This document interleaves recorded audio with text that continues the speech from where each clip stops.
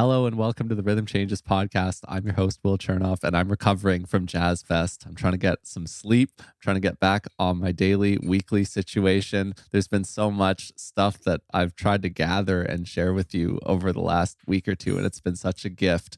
And it's all possible because of the subscribers at Rhythm Changes, because I get to write for you and do whatever I want out of the Jazz Fest. And if you're not a subscriber yet, I'd love to have you join us by signing up at rhythmchanges.ca for the free weekly email if you haven't already, but also for joining the paid subscribers who make everything at this project possible. Thanks so much. And it's still Jazz Fest in my heart, as you'll soon see. Here we go.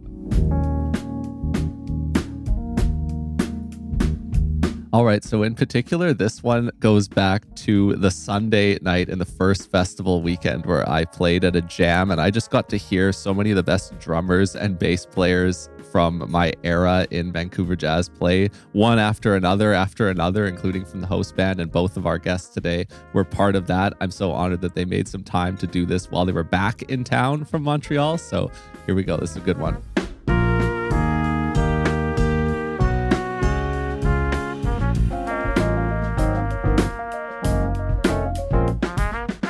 Our two guests today are a bass player and drummer. They're based in Montreal now, but you know them from all the times that they've played in Vancouver over the years.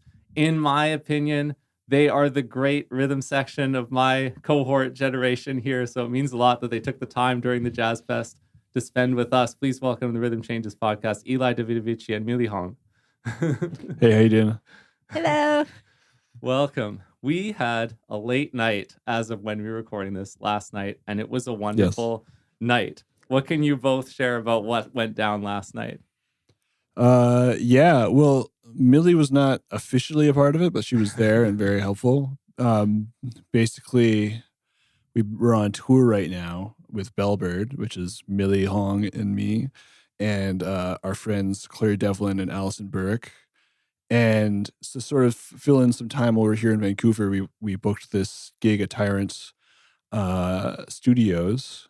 And what they're doing this year is having jam sessions after every set that the band plays. So we agreed to sort of host the jam session, and I really immediately kind of felt the consequences of that. Like, because definitely we're not, it's early-ish in the tour. It's like day 5, I think, today. But not sleeping a lot.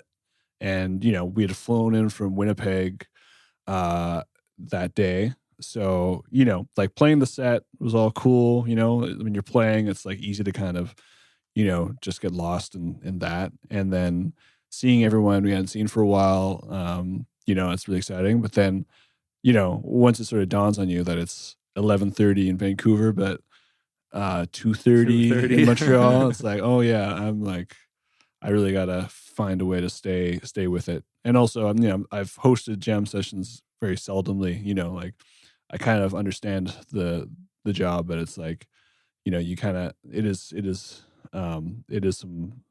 some good work that people who are good at that job, organizing it and do, because you want everyone to be able to play and have fun and get to connect in a good way and make sure things go smoothly. But yeah, I thought I had a really good time. Yeah, I had a good time too. I was definitely tired, but by the time I was sitting in front of behind of the drum set, felt like the energy was back, and it's always fun to play with our friends that we sometimes maybe get to see when we visit the town. So it's like a fun catch up just to play music together rather than talking. I just love that part of like going to jam session. Yeah, it was funny too when you had like the box of Bellbird, even though it wasn't a Bellbird gig, because Allison was on the gig, Eli was on the gig. Mili, we played together. We got to play at the jam. So you were there in the front row. Claire was there in the front row. So, and I was a row behind you. So it was kind of a cute little configuration there. Yeah. It was definitely not a Bellbird gig. And I wanted to make sure, like putting the bands together, it was like, I'm not going to throw all of us in the same band and then get us to chill while everyone else played. It's like, this is our chance to connect. I really, we still have a lot of connections here and always want to be able to come back and play with you know, our old friends, but even new people here, because the scene is still really special to both of us. But I really want Claire and Allison to be able to connect with the different musicians here as well, because we love them, and I think that's something that we should really try to do in Canada, especially because it's hard for us to tour outside of the country, and the more that we can kind of have connections in these different cities, it really does sort of help to make things happen, but also you can get some really great projects that might not have happened when people are living in other places, not meeting each other. So the rare opportunities that we get to kind of be together, it's I think you got to take that the opportunities. Yeah, I really appreciate that. There's 2 albums that I want to talk about because, like you said, that wasn't a Bellbird gig. That was your Shapes ensemble, your Shapes trio with Dan Reynolds on piano, Dan Gaucher on drums. Yeah. And then we added Allison for that gig, which was awesome. Exactly. And then Bellbird obviously has an album too, and that's what you're touring. Mm-hmm. So there's lots to talk about with both of those projects, and I want to get there. First, though, I want to hit one Jazz Fest thing in particular, and I want to go to Mili, because one of the things that you're doing is the new improvisers studio with Shahzad Ismaili, who's one of the big artists in residence at the Jazz Fest. I'm pretty sure I'm catching you after one of the sessions developing that for the later in the week kind of performance, recital, presentation of the new improviser studio. So knowing that when this comes out, this will all be over, what would you like to share about so far? What have you done with the new improviser studio part of this? I am just actually coming back from the session today. So Claire, Devlin, and I were invited to be guest artists today. It was the first day, so everyone's just meeting together, getting introduction to how this is going to work out. And Shahzad was really great to explain how improvisation as a group works to people. Like, I don't know everyone's background there. But it seems like they were, everyone had a different taste in music, and it seems like, it was different backgrounds, which was really nice. It was just a really also fun experience for me that I get to be in the group. But then you don't play all the time. You just have to really focus and look at Shahzad for 10 minutes, and maybe you'll get a cue, then you play once, but then just for that second you just have to really focus, and which was also great practice for being ready, your energy should be there, if you are not engaged even when you're not playing, I think it's too late for improv groups like that. But through the week, they have 2 guest artists every day. So different guest artists until Thursday and Friday. I think I'm not sure if they're who's gonna be the guest artists there, but they have open rehearsal. So people get to see what they've been working on through the whole week. It sounded really beautiful already. Everyone's really engaged, always there. So I can only imagine it only gets better through the week. So I'm sad that I don't get to see that, but I'm very excited for them. Awesome. Eli, were you there? You said open rehearsal. Did you take any of it in? No, it wasn't open to the public. It was open to pretty much, I guess it was just the students. The students, exactly. Oh, okay. Yeah, so there's going to be an open rehearsal later in the week, I think. On Friday. I'll be there. Yeah, okay. 11 so we'll to hear 2. about that. But I actually caught you both for this recording session, and it just so happened to be the day that you and Claire were those 2 people that you mentioned. Okay, there we go. That's awesome. And this is all at the Western Front. It is. Yeah, nice. Where, as we speak, Shahzad is going to be giving an artist talk. Amazing. This afternoon. With Julia Ulala hosting it. So great. That's going to be. What is he like as a person? I've never met him before. But he was very welcoming person. I felt a little weird being there as a guest artist. I mean, I should feel comfortable, but sometimes you just get to stand in front of a bunch of people. You just get nervous. But then I'm also thinking, am I qualified for this job? But then he was really welcoming, and everyone's super nice. It just felt really community. I think that's also like important part of playing like improvised music with group of people, not just like trying to stand out by yourself, but like trying to make a group sound together. He was perfect person for that. Yeah, you were saying that he was really good at sort of explaining a lot of aspects of free improv to people who maybe aren't as exposed to that.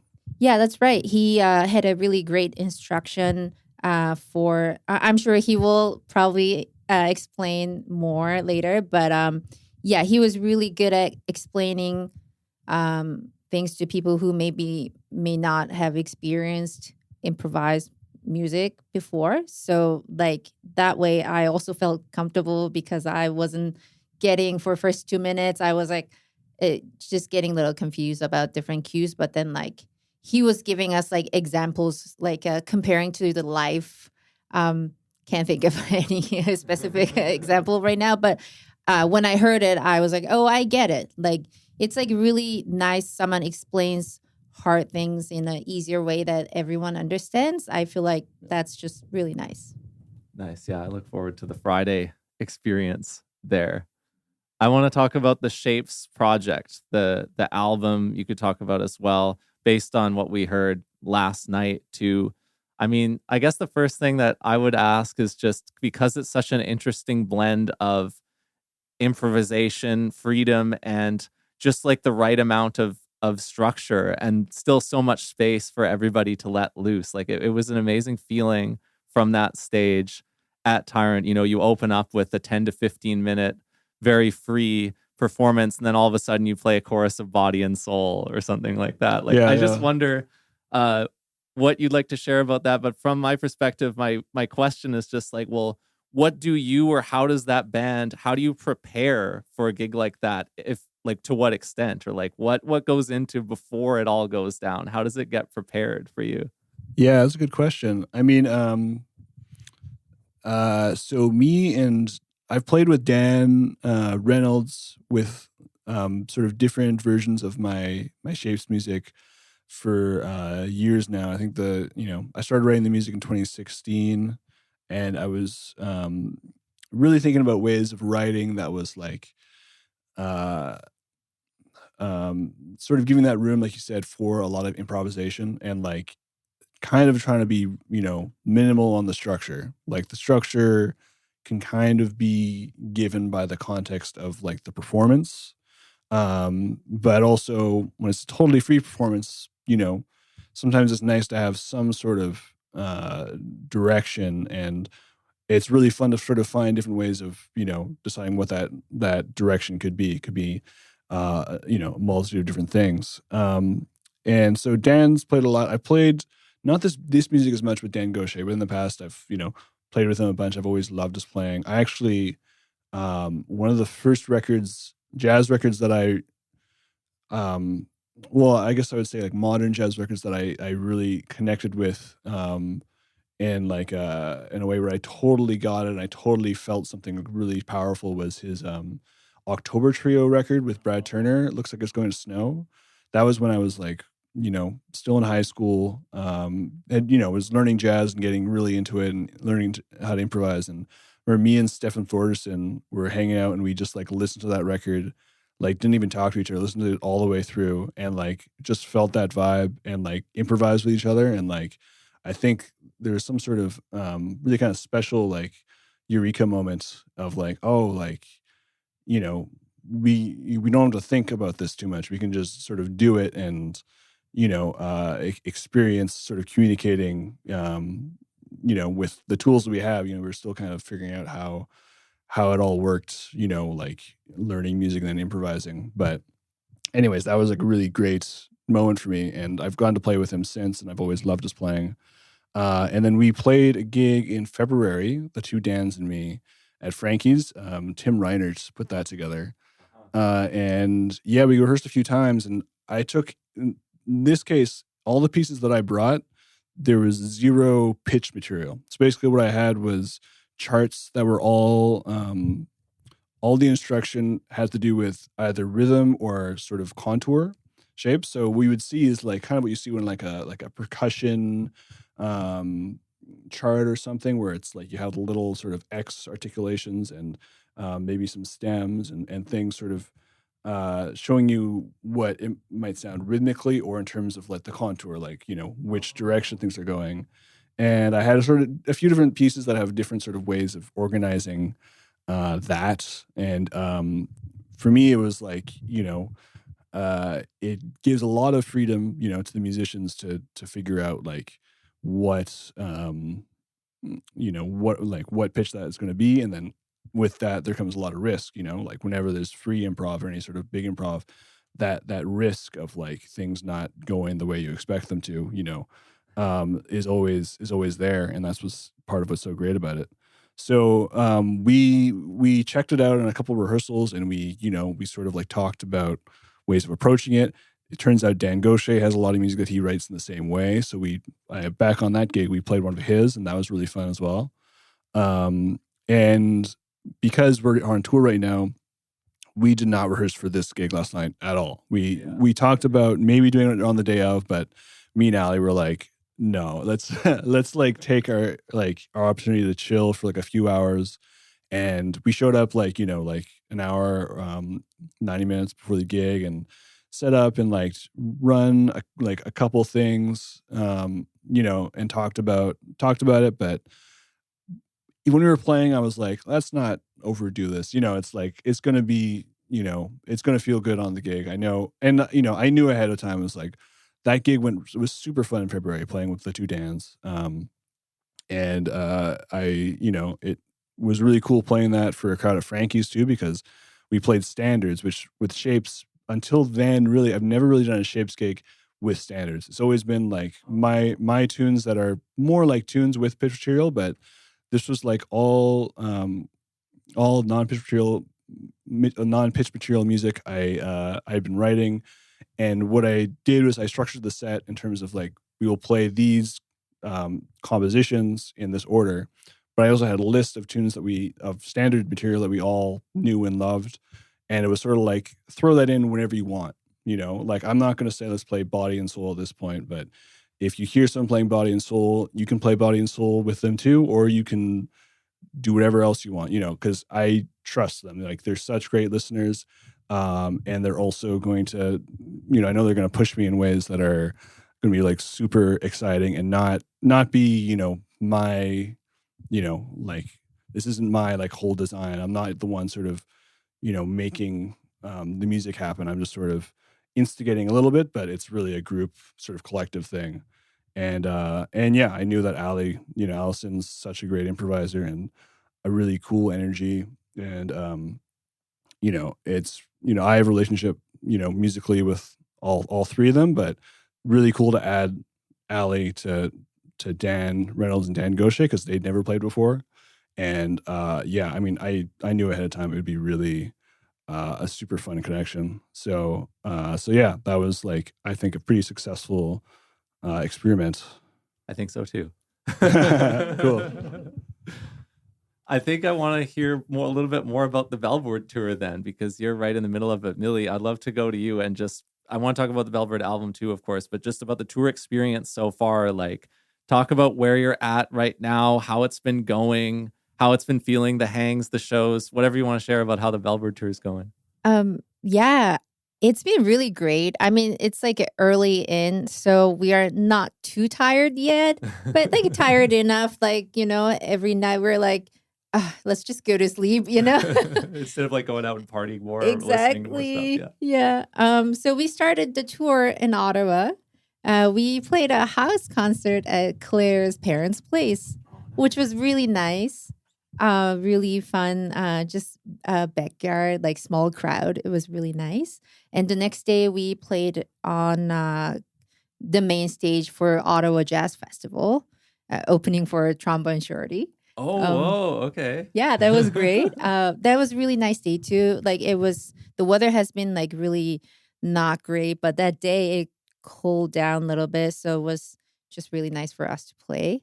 Then next day, we drove back to Montreal. Next morning we flew to Winnipeg, and that day we played at Royal Albert Arm, which was a I heard it's a classic venue in Winnipeg, and it really had a Pat's Pub vibe. Oh, Yeah. a place where I've heard you many times. Yeah. It was really nice. People were so welcoming, and yeah, we played music, Bellbird music, and it was really great experience. Yeah, everyone was very nice. And next day, yeah, we flew to Vancouver, which was yesterday, right? Yeah. Yep. And then yeah, we get to explore the city a little bit. Then Eli had a gig with Allison and Two Dance.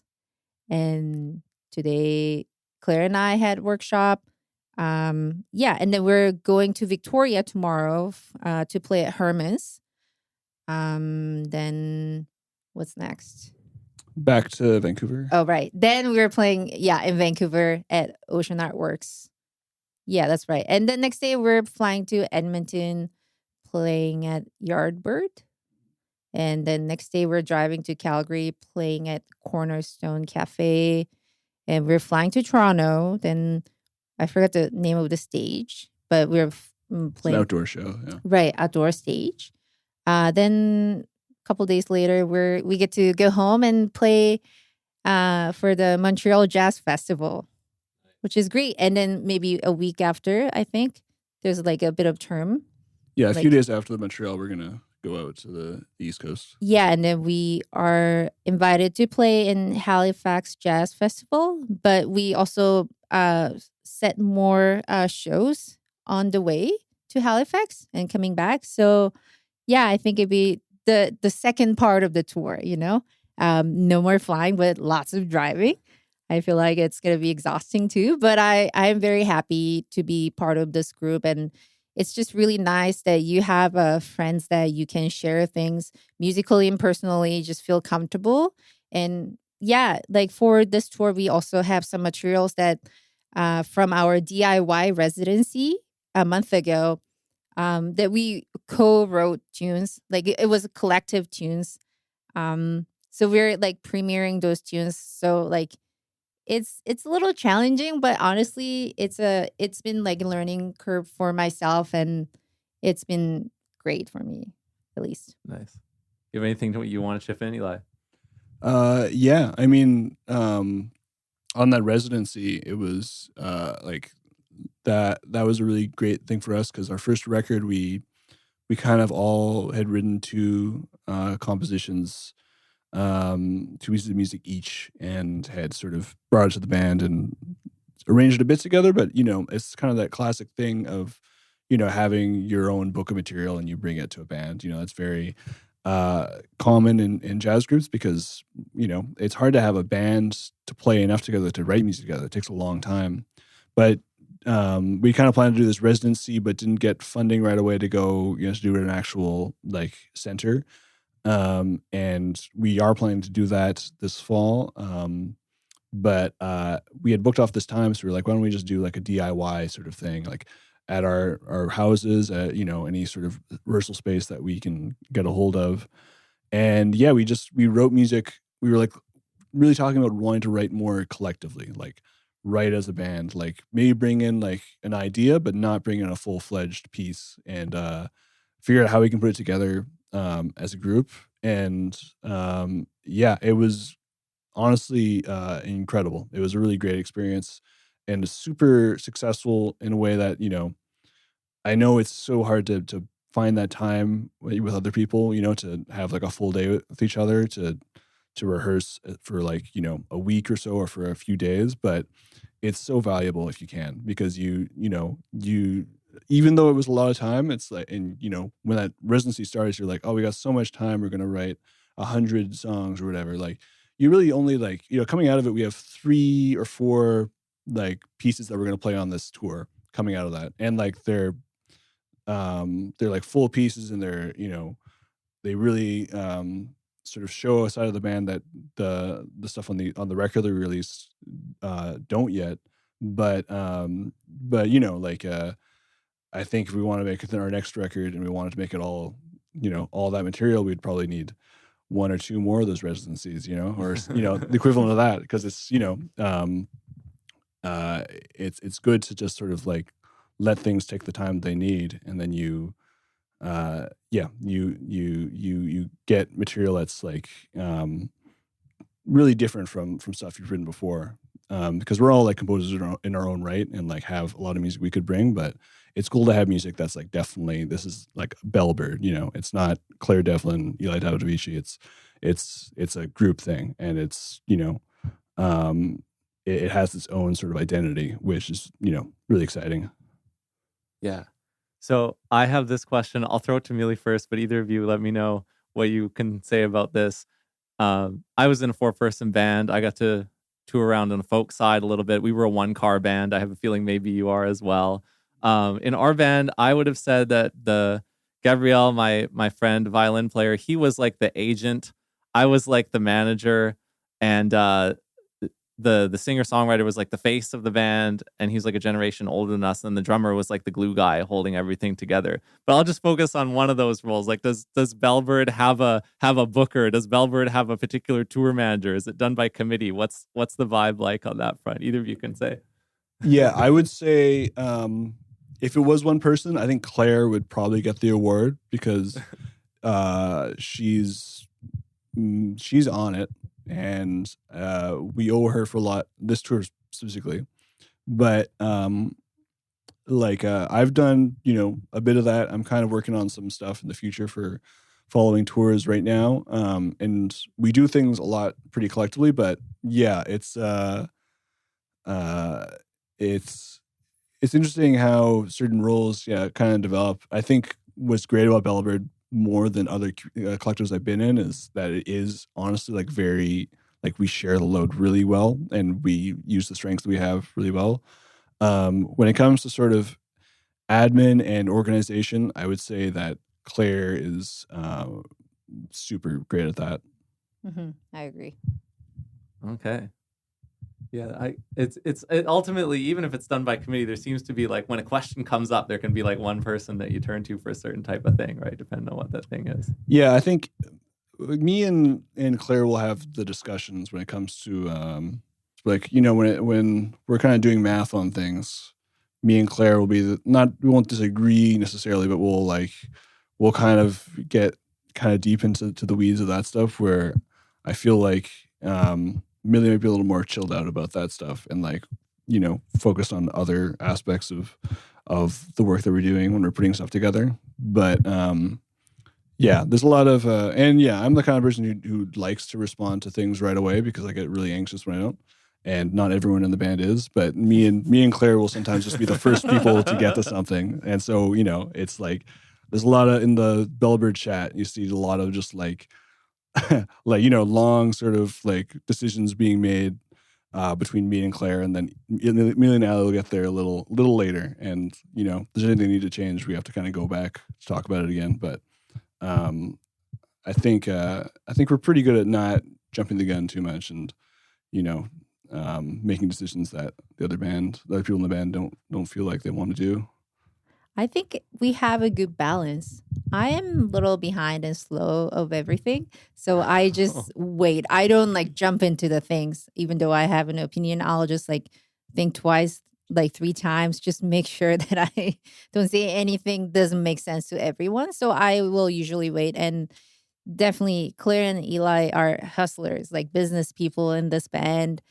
Ali does a lot of social media too. Time to time I do social media and do check in for our flights. That's a good balance. Yeah, but you're signing off. Like when you put your stamp of approval on something, everybody's great with that. I like it. I want to talk about like meetings, beginnings, formations of things like that. And without spoiling too much, I have one that would be more recent and one that would be further back in time. Which one would you like to start with? We can go back. Okay. Yeah. Can you talk about when you two met? Yeah. So, I mean, maybe you should talk a little bit just about like how you got to Cap and how you got to Canada, because we met at Capilano University, but I got there a couple years after Mili. Right. So I forgot what year I got into Cap That's jazz okay. program. 2000 Probably would have been like 2007, I think. 7 or 8, I feel like. Yeah. Yeah. But basically, I was studying drums in Korea, but I was given a chance to study abroad. So, and my like I have some relatives in Vancouver, so my parents suggested maybe go to Vancouver, and so I did couple years of ESL at Capilano University. Then, yeah, I got into the jazz program, and I was there already before Eli got there, but I was just like, yeah, I was very shy and not being able to speak too much because it's just the second language is hard, like, um, but then, yeah, Eli and I started playing in B band, I believe. Yeah, the B band. So the at that time, Cap had A band, B band, and C band, and then a few other choirs and other cool ensembles. But it was sort of like the traditional big band setup was A band was the sort of the more senior band, and B band was the one right before that. And it was actually a really great band that year. Réjean Montreal was running it, and it was the rhythm section was Jay Esplana and On Mike, keys. and Mike Agronovich on guitar. Wow. What yeah. And especially for me at that time, Mike was like my hero. He was like one of the best musicians at the school. I remember when I first showed up, he had, I think, left Cap for a brief period, and then he came back to finish his degree. And he was like technically probably like the best guitar player I've ever seen in my life. Like even since, like there's not anyone I think who has that kind of facility. But he was also like someone who's been playing guitar his whole life and was like just had been gigging so much and had this experience that at that time I did not have, because I was pretty young and green, and just sort of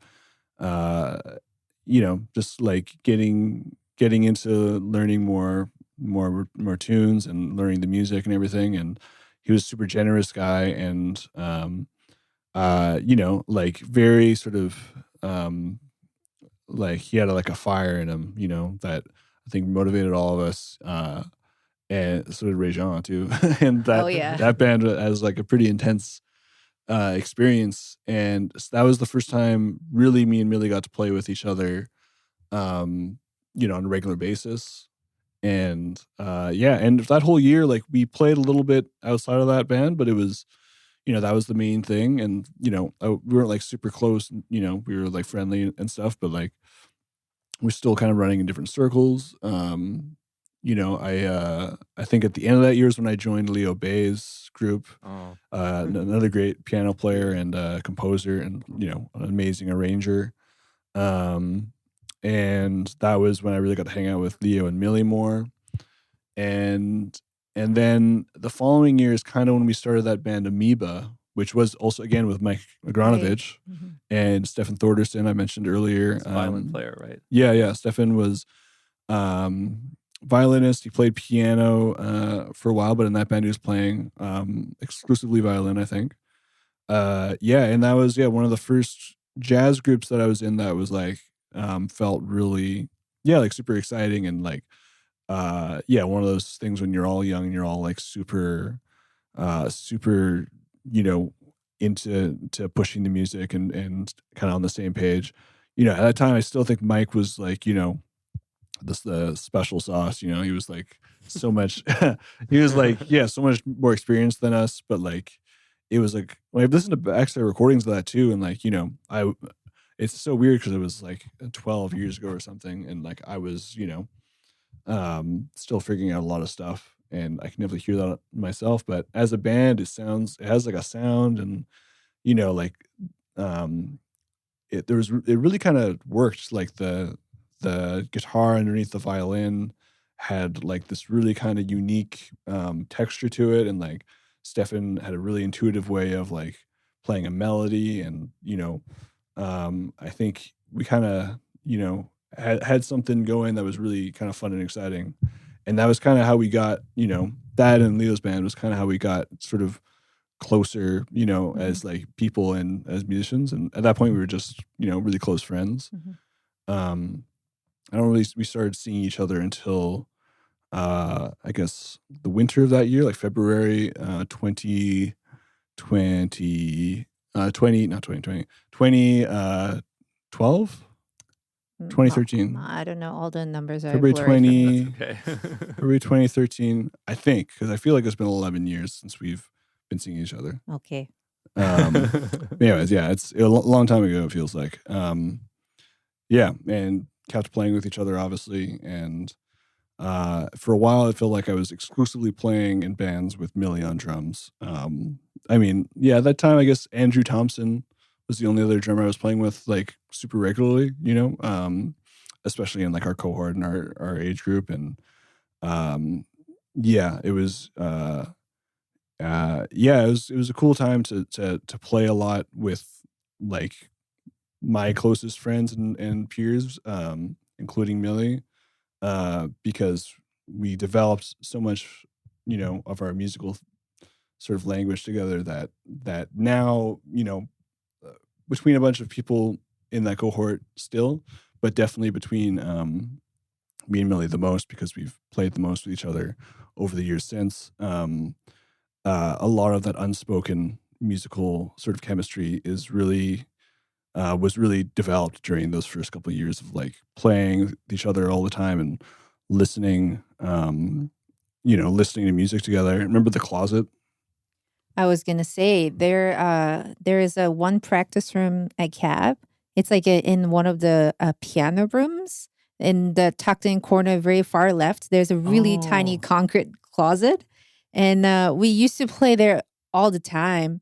And then one day I just felt like I've been here, like I've been in this room too long.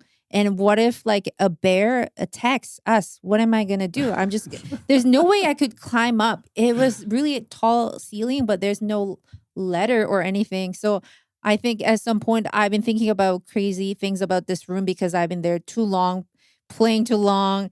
And it's just like almost like I'm like, am I music? Like am I drums? It's just like, yeah, I think that's like how much we spend time Yeah, there it just playing sounded music. terrible in there. It was just concrete. It was just Yeah, like, yeah. so the drums were so loud, but we were so close to each other, and that was what's cool about it. Like, to be, I mean, like, it's not like the most comfortable place to play, but like when you're close to each other and you're feeling each other, like you're Mhm. feeling the vibrations of the music, like that's, especially the rhythm section, that's like such an important thing to get a lot of things musically that, I played gigs with people that, when you're, especially a bass player, I feel like you're set up like a little too far away from them, especially when it's a drummer or something. It's like, it takes a little longer to kind of like get what they're communicating, what they're doing, and to sort of have things, sync up. But when you're right next to them, it's like, oh, it's immediate. You like feel it right away.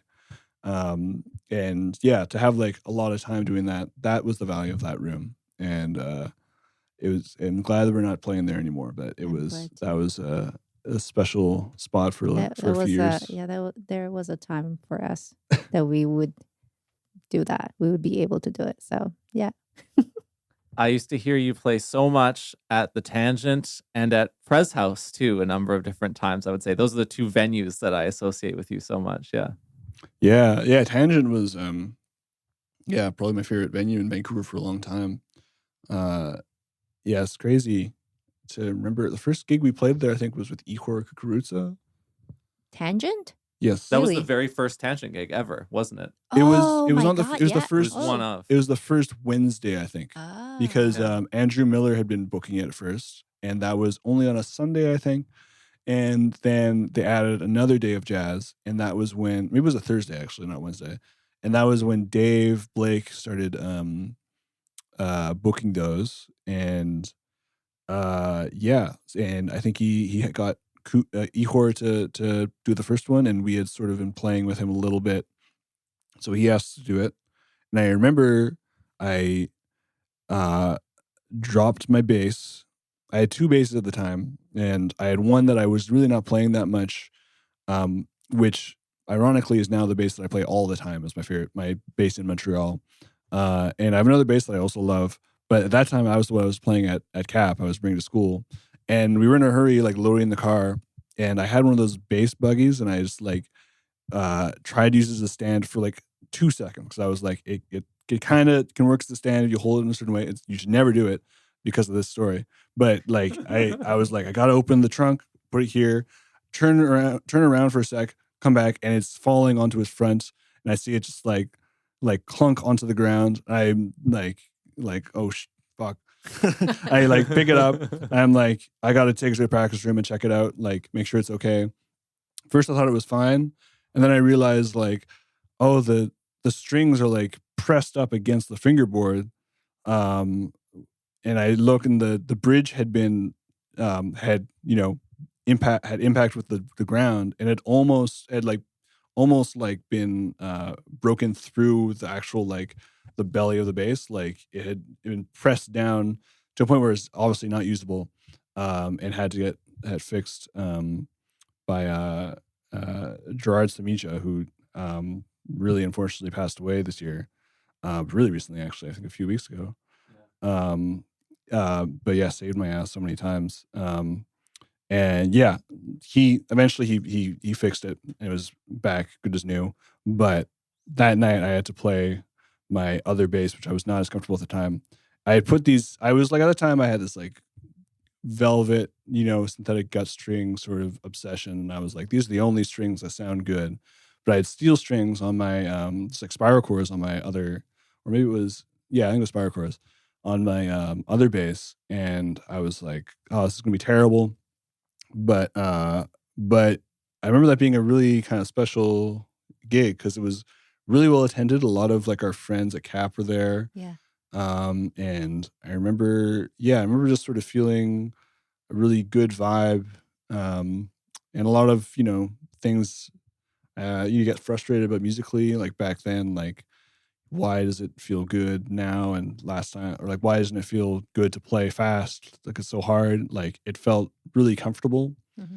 And there's a lot of times at Tangent that I had those feelings, like the stage was kind of small, and that kind of, like I was saying earlier, like that kind of made things better because you really were close as a band, and played there like at least 100 times. Like I feel like it's, it was there for like 10 years, that series. And Dave eventually ended up booking both nights and did a great job programming music, and really became a super important thing in the music scene in Vancouver. And my parents' place was just like 2 blocks away. So it was just, I would just wheel my bass over. It's the best feeling ever to like, not have to like travel very far to a gig.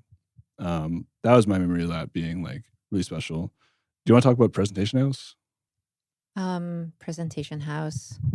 Yeah, it wasn't like as a student, I think at the time, it was a kind of tricky room to play because it was just hollow, like a tall ceiling, kind of small church with wooden floor and mirror or wall and stuff. But I think I learned how to like adapt to a place in terms of like a volume. But also that was because it was such an acoustic room. There's no way like a jazz band, like a drummer gets a monitor. So sometimes I don't get to hear, like if like a someone who's like not as loud as others will facing front, I don't get to hear them too much, but I want to engage.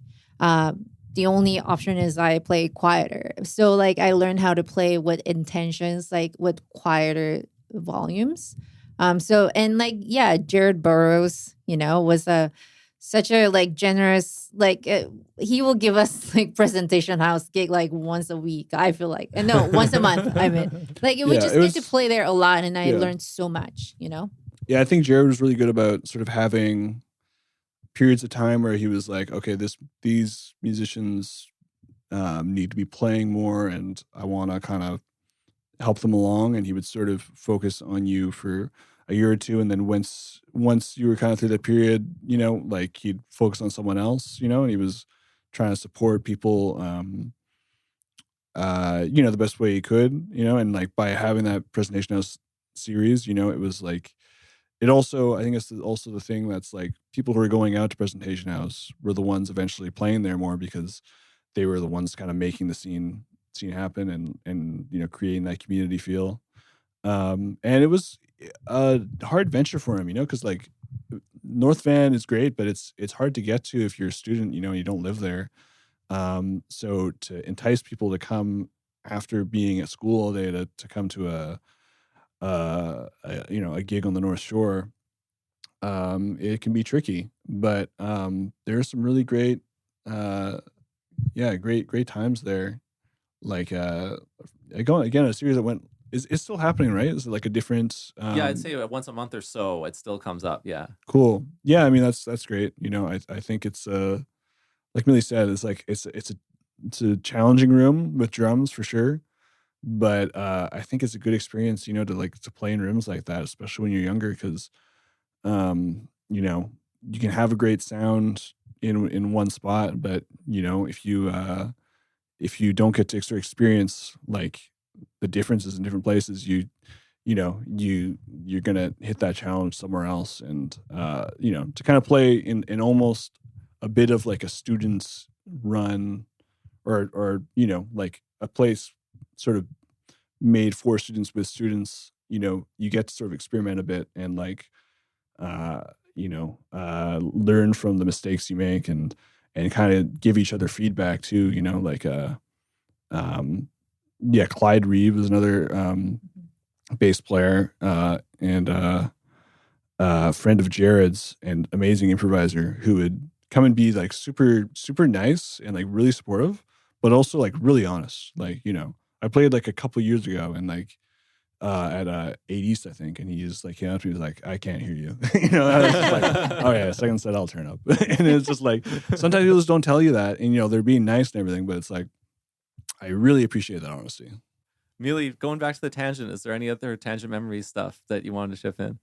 Wow. I mean, there are so many, so I don't even know where to start. But tangent, um, I always had a good time playing music at Tangent, and it was like really nice that wasn't like it was like like well attended, but also it was casual enough. People could hang, and also another nice thing about there was some walk-in customers who would not be necessarily interested in music, will stay, and then they stay for food, but like sometimes they like hang around and then say thank you for music, even though they didn't expect anything, I guess. That those are the good memories for me, that like just like people who don't have like too much of like a club series, like a small venue like music, get to like see like without like plans. I feel like that's like what I really liked about just like it just feels like city is like more alive in terms of like art and like people going out. Yeah, good memories. Yeah. I didn't prep what show it was, but one of the special things that kind of wraps this up nicely is that you were on the gig one of the last times that I went there. After the walls were painted purple and the end was nigh. We don't need to, I don't remember exactly what it was, but it doesn't matter. I just know that that's one of my sign-offs of the Tangent, was I got to hear you on one of the last times I went there, which was also really special. Did we play the last one? I'm not sure if it was the last one. It was one of the last for sure. But we played last year with Tristan Paxton and Dan Reynolds. Oh, that's right. Was that the one you're thinking about? It? Yeah, it was like in the summer, last summer, when it was all kind of wrapping up. I think that was like the only time that year we played there. Okay. Unless maybe you played there with John Gross. That's what it was. Oh, yes, okay. John Gross. With Campbell, yes. Riga, and Chris Justrin. Yeah. Right? Yeah. That was like either my last time there or my second last time there. That's what it was. Yeah. Yeah. I was really sad to hear about Tangent going away, but it happens, Yeah. The thing that we say now often, it feels like, is that, well, yeah, it's gone, which is too bad, but there's like more things that have come up to replace it even. So even if there isn't something that's exactly the same, it's like the total number of things has been increasing, which is really cool. Yeah. Yeah. But that's a special place that has been talked about at length on this show. And it was a big thing where I got to hear you. So like the one with Ihor, I was there, but I was like, I was 19. I was just kind of finding my way. So that's when I really started to watch you guys very closely as like a big inspiration for me, that I got to hear what it was all about and kind of see what you were doing. When in retrospect, it was still early days for you both as well. Yeah, it's kind of totally cool timing. Yeah. I was wondering to think about that because like seeing my peers at Tangent and other gigs in town was like such a big thing. I remember seeing like you and Stephen Edwards and I mean, Jeff Gammon is pretty much my age, but like at the time you were like a couple years younger than us, and it was cool to see, young bass players, like Thad Bailey Mai, playing a lot too. Yeah. And like making music and making stuff happen. I learned so much from that. I mean, I think a lot about that because like obviously I learned so much from seeing like my heroes and teachers like Jody Prosnick was a big one for me, right? Went to see her play all the time. Angela Chance and Darren Radke. But I really learned a lot from like I used to go to Goldie's jam session back when that was a thing and see Winston Minkler play every week. And I remember just like I realized at some point that I was like learning a lot from his playing, obviously, but also just like copying his physical sort of mannerisms when he played.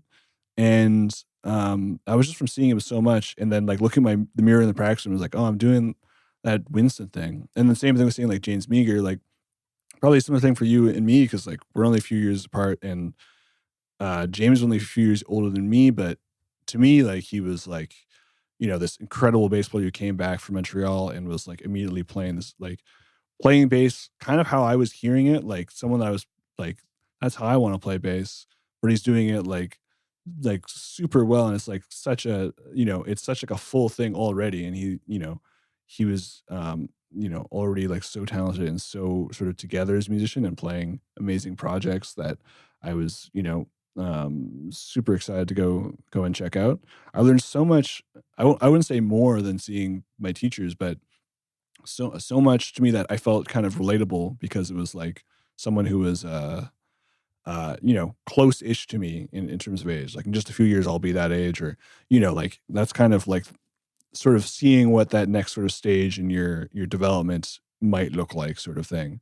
And that's another thing we experienced when I moved to Montreal is that, suddenly there's all these bass players, because what happens in Vancouver, it seems, is a lot of the bass players around they turn 30 or musicians, they move away or something, or like you don't see as many of them. Like you've got a ton of great amazing musicians in the jazz scene who are, now sort of like, like I guess middle ages or like, a bit older and very established and like successful and teaching at the universities, doing great.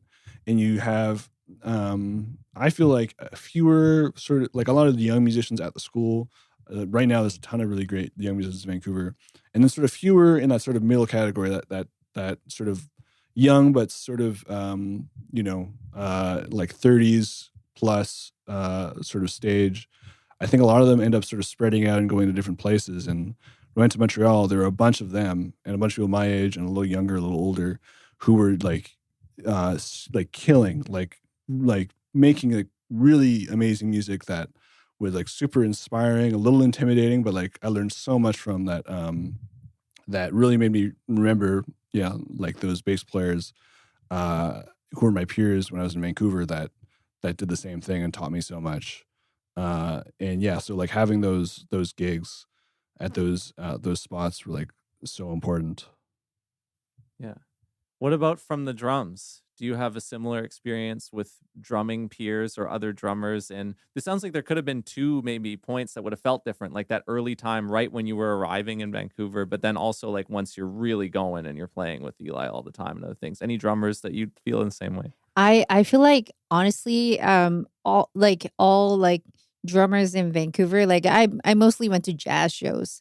When I was in school, but like, Dave Robbins, Dylan Vanderskyve, and Joe Poole and Bernie Arai, name it.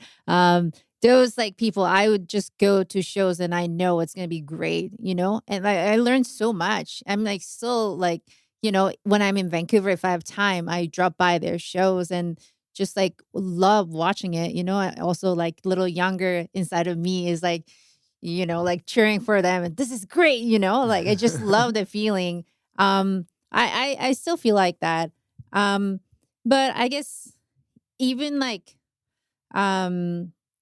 people, who are younger than me, like I don't even know anyone in Vancouver anymore. I was also just telling Eli yesterday at Tyrant, like I didn't recognize any young musicians. Like but it's so great. There's so many young people who come out like trying to play jam sessions, and just it feels like different generation. It's after us now, so I don't like recognize them anymore.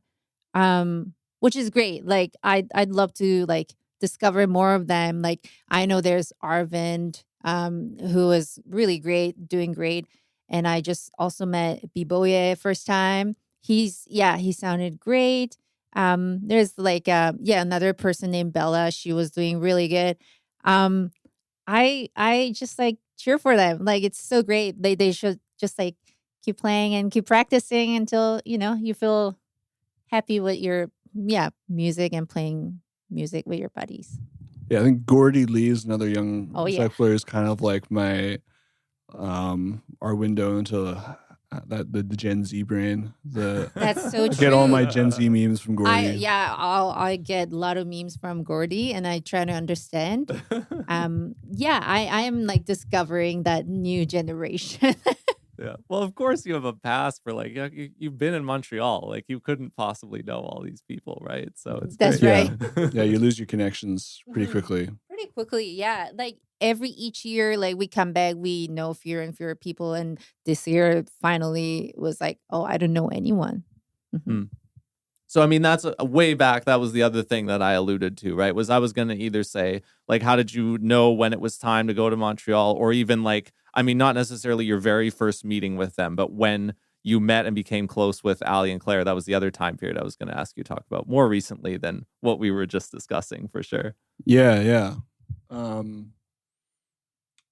Well, I wanted to go to Montreal at different points in my life. My dad's from Montreal, and I had lived there a little bit when I was younger, and I had some friends going to McGill when we were all going to school. I kind of decided to go to Cap. One year I was thinking, well, maybe I'll apply to McGill and maybe think about moving there. And then I didn't get into the school, but I also just like just didn't sort of like take up the courage to kind of move at that point in my life, which turned out great because I met all the connections that were super important to me, including Mili. I think after a couple years we were together, I started sort of mentioning the possibility of moving to Montreal or moving somewhere else, because I never left Mili had left her home, but I had never had that experience. Do you remember what that was like? Yeah. At the time, I was teaching at Rufus Drum Shop. On the drive? Or different? No, though. This is before they opened the drive shop. It was on Alma. Yeah. So in the Kitsilano area. I was teaching drums. I was really happy. Like I was learning a lot from teaching too. But then Eli mentioned moving to Montreal. And I was like, at the time, like I should have known. But like, I don't even know how big Canada is. And then like Montreal was like 5-hour flight.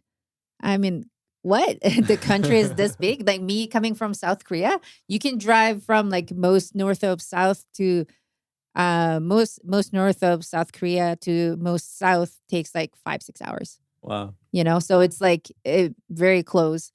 But then he mentioned moving in, and I was like, I felt pretty comfortable like teaching drums and then learning a lot. So I was in a like, in a comfortable zone. Like I like this here, Vancouver weather too, it was really nice. And so, but Eli mentioned, and I was like, okay, maybe this is like, like a sign, or we should just like have a different chapter in our life, just explore. You're still young. Like you got to do when you're still young, So we decided to move. Then what happened? Well, yeah, the year we moved was a really stressful year because we finished that Moondle record. Moondle was a band, still is a band, but that time we were playing a lot with them, with Emma Postal, Thomas Holler, Kerry Campbell, more of like a rock band, sort of indie, jazz inspired, but it's not because we're trying to be inspired by jazz. We were just coming out of jazz school and trying to shed it as much as possible, and more or less successful. But we really just sort of made a record kind of DIY. It took 2 years to do it and mixed it ourselves. And so that was a big venture. We released it. We were putting on a really brief period. We were putting on a concert series at the Gold Saucer called Self Help. And we were doing that every week. And then we got married. We had 2 weddings because we got married in Vancouver and Korea. Oh. And then like a month or so later, we moved to Montreal. That was in July of 2018. That's right. That 2018 year is like wiped off from my head because Wow. we just had too busy life. Yeah, I remember we were living in Montreal with some friends, Tanya Iyer and Pompey were the 2 of our roommates, and Tanya would always do these things where she'd throw like a party. So like that New Year's Eve, she threw a party, and she loves like speeches and having some sort of communal thing. And she'd be like, "Everyone, say what you learned from this year, what you want to do next year." And I remember us being like, we had a pretty long year. We kind of want to just chill. Like we were like, I don't want to do like some like crazy. Everyone else was just like, I want to like, like take on a new challenge. And like, this is not the point where I want to take on a new challenge. I just did that, and it's proving pretty tough. But eventually, I think it's like, it turned out, at least in terms of our careers and our lives, a great decision, moving to Montreal. Yeah, it was. First couple of years were rough because I also didn't know about Montreal weather. I had no idea. And Eli told me, like I'm from Korea. Like Korea gets pretty hot and pretty cold. And I told him, like, it's like pretty cold there. And then he was like, you don't know anything. It's like colder. And I was like, how could it be colder? Like, and then people live in like minus like 25, 30. And the first summer we arrived, it was a really, really hot day. And we didn't have AC, like when we landed in Montreal. And we were not able to sleep until we get like at least a fan, which was also like sold out. So I just like, I got into the store and then I begged the guy to give me the floor model fan because we didn't have anything. So then we were able to sleep a little bit. And then anyways, really hot and really cold. First winter, I got really depressed, and second winter also. But then, you just kind of get used to, so it was really rough at first because also we didn't have any connections, didn't get much like work, not that many gigs. We lost lots of money, and we're just like trying to justify ourselves. Like, yeah, it just costs, first it's like not easy to settle at a place, and especially Montreal, like a lot of people speak French, which I don't. So that was another harder thing for me. But then it was getting better, and COVID hit. Then we didn't have any work, so that was also time a little bit depressing for me personally. I just felt depressed. But we brought our puppy Dewey home. That was the perfect year because we just like felt like it was different, also different chapter of our life. Just we always wanted to have a dog. Dewey is our 4-year-old border collie. Who is an angel, who is in Montreal with our friend Charles. I love him so much. And nowadays, I'm so tired with work. I'm so happy that I have so much work. But I think about the happy times I spent with Eli and Dewey when I go for hard work and come with money. And then like, yes, I can buy more treats for Dewey, We feel super happy about that decision. And every year we say, Montreal feels like more and more like home for us now. So I mean, Vancouver is my second home. Korea is my first home. Like Montreal is my third home. So everywhere I go, I still feel a little foreign in every places, but comfortable enough in all the places. Yeah. Before anyone gives you pushback for being, not speaking French super well, like, just so everyone knows, Mili learned English after being, a native Korean speaker her whole life when she was 20. And then with me, we moved to Montreal to learn French, and she's working on it. But it's like, it's not the kind of thing you can, I'm working on it. And I learned French when I was younger, and I kind of got a little more immersed living in Montreal, and I'm definitely much better at it than when I was there when I first got there, but I'm not fluent. Like to be fluent, I think is it's a huge challenge. So, anyways, like it's especially in Montreal. Montreal, there's so much English that if you wanted to get by and not care and not speak any French, you can do it. But obviously, being there, we're trying our best to sort of speak the language a little more, and we've got a lot of great francophone musician friends and groups that we play in. So that's definitely a part of our experience there for sure. I really appreciate the honesty about it all. I think that's so cool and valuable of you to share the whole kind of feelings of those different kind of years as you got settled into Montreal. Thank you for that. Right. I think we could close this up really nicely if we maybe continue on the Montreal vibe and throw in when did you start becoming close with Ali and Claire, and when did the Bellbird thing take shape, and where does that fit into the story that you were just telling? Yeah, I mean, I hired Claire very early on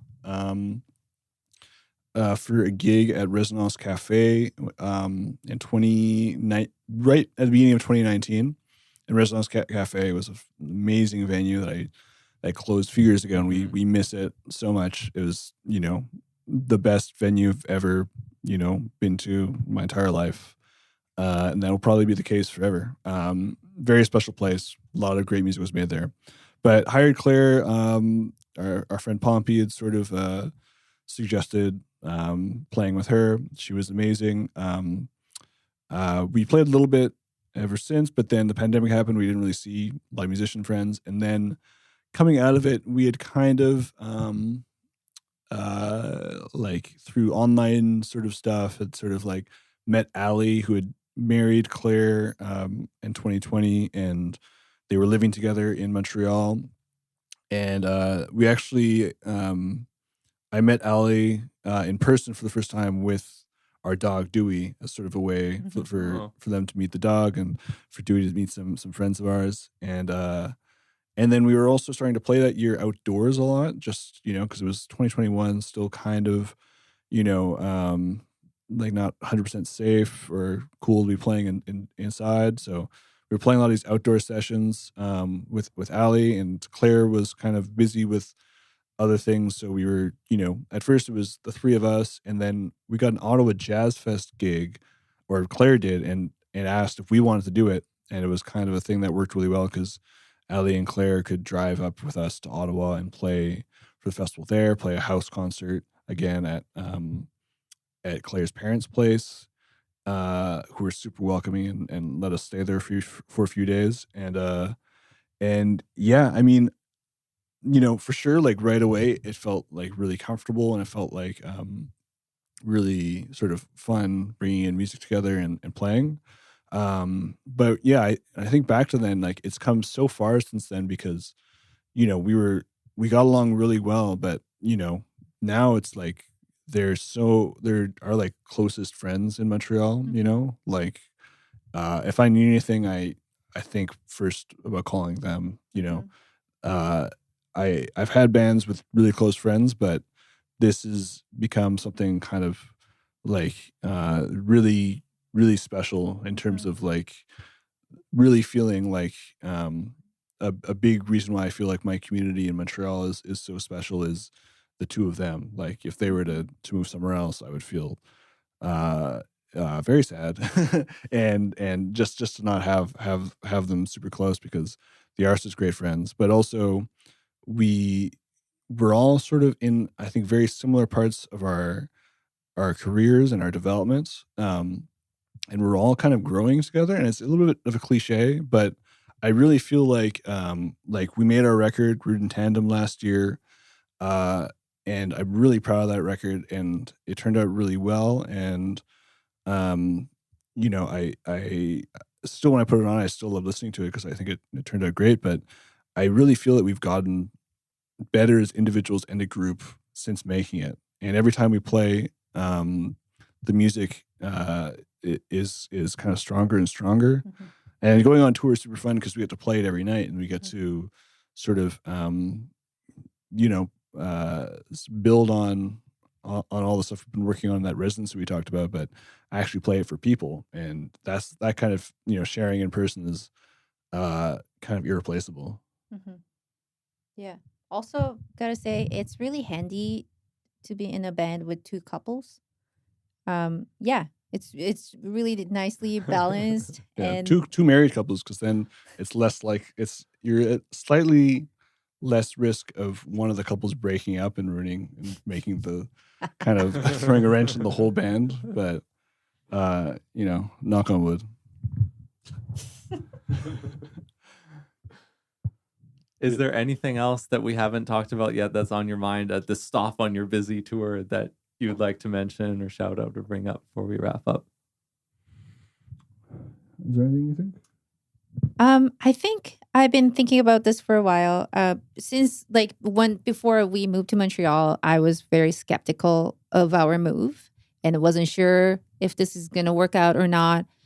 But then I look back, it was a great decision. I thank Eli all the time, because I would have not moved. I would be just happy where I am. But I understand the feeling of comfortness, but I think as a young person, not just musicians, but just in life general, I think it's a great idea to go around the world. Vancouver and Montreal in Canada, but to me it's a world because I'm coming from Korea, so it's okay. Just to check out what other people are up to. And I know social media is a big part of our lives nowadays, but I think sometimes it's good to just experience in person without knowing what's going to happen. Just I know people are afraid of unknownness of what's going to happen, but I think that the fear of not knowing it is sometimes a great I don't know, tinder of to a new thing. I don't know if that makes sense. I'm trying to a spark. Yeah, spark, exactly. Yeah. So I just highly recommend even go try jam session in a different city that you've never been. It's I know it's scary. That's what we also did. We had to introduce ourselves from the beginning when we moved to Montreal and trying to build community from nothing. So I think it's just great to go. Yeah. I think I really think that if we had moved and then it had kind of not worked out and we came back, it would have still been worth it. It's it's not that Montreal is so much better than Vancouver or anything. That's not really the point. It's, the grass is always greener. We don't know what it's like. And Montreal has its issues. Vancouver has, so many great things going for it, and vice versa. But to experience that sort of, even when it's not moving to another place, just to leave your comfort zone, you grow so much out of that. And growing out of the failures, and the mistakes you make are also pretty important life skills. And what's cool about having gone to music school with some people is you see how many different directions people go in. It's so many people that were kind of figuring things out musically, it seemed, ended up going to very different sort of paths. A lot of teachers, a lot of working musicians, but also a lot of people who just sort of went in a totally different direction. And music can still be a part of your life and not have to be a career, because it's pretty difficult to do to make that happen.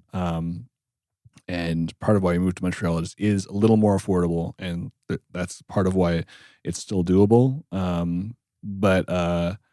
But yeah, I mean, music doesn't have to be the only thing you do to be considered like a musician or someone in the music community, because with you doing this thing with the podcast, that's and the website is such a great thing that I think is kind of invaluable to the music community itself. So, if you were just doing your thing on bass, we'd be missing out on this, this really great thing that you're doing. So I think it's cool to see where, you've gone, with your development too, and the choices you made in terms of your career, and then you're still, it was great to hear you play bass the other night, because I've seen some things online, but I haven't seen you or like Jeff Gammon play for a while, and it's like nice to have people be in the room again, and to see that, oh yeah, they're still making music and they're still sounding great.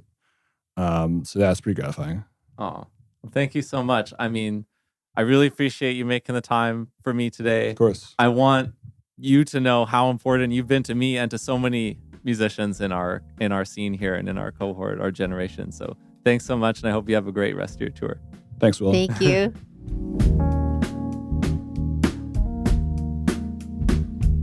Thank you for tuning in to this episode of the Rhythm Changes podcast. If you enjoyed it, become a free weekly email member at rhythmchanges.ca. You'll hear about all the post-Jazz Fest coverage that I'm bringing to you all summer long, and current happenings in our scene, as well as future episodes of this show. Rhythm Changes is a Chernoff music production. This one was hosted and produced by me, edited and mixed by Justin Gorey, and I will catch you in other Jazz Fest episodes coming your way very soon.